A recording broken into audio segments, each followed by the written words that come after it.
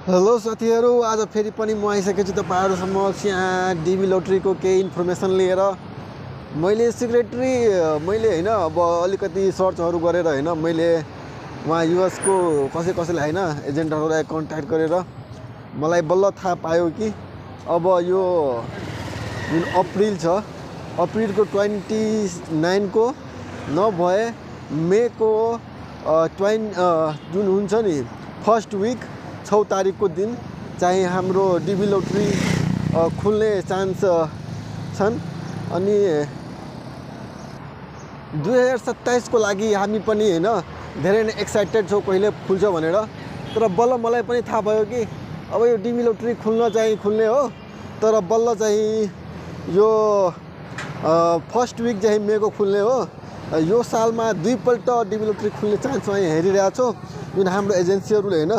मैले पनि कता कुरा गरेछु छु अनि उहाँहरुले यसो भन्नुभयो मलाई, तपाईहरुले म सेक्रेटरी भनिरहेको छु। अहिलेको चाहिँ अपडेट चाहिँ यही रहनु भएको छ। हामी चाहिँ बाटोमा यसो हैन घुमघाम गर्दै कता हैन बानेश्वरकै हो। अनि तपाईहरुलाई यो शेयर गरेछु। तपाईहरु पनि आफ्नो साथीभाइहरुलाई सिक्रेटली हैन अहिले तपाईहरु हेर्नु होला। यो रिजल्ट हैन रजिस्ट्रेसन डेट आउने नै छ। तपाई पनि यस्तै अपडेटहरुको लागि हामीलाई फलो गरिराख्नुस् हैन, सब्स्क्राइब गरिराख्नुस्।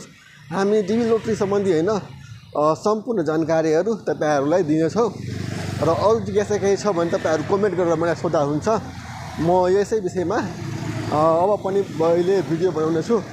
अहिले त यो वर्षमा हैन दुईपल्ट नै डीबी लोटरीको जुन रजिस्ट्रेसन पिरियड छ त्यो खुल्ने छन्। यसमा चाहिँ पासपोर्ट साइजको हैन पासपोर्ट स्क्यान कपी हैन अपलोड गर्नुपर्ने हुन्छ 2टा पेजको। अनि एउटा फोटोको रिक्वायरमेन्ट छ हाम्रो। यो 2टा फुलफिल गर्नुभयो भने तपाईहरु पनि यसपालि भर्न सक्नुहुन्छ। यसको लागि मिनिमम क्वालिफिकेसन चाहिँ +2 रहेछ। अनि यस्तै खाली हामी तपाईहरुलाई जानकारी चाहियो भने कमेन्ट गर्नुस्। हामी अर्को पनि भिडियो बनाउने छौं।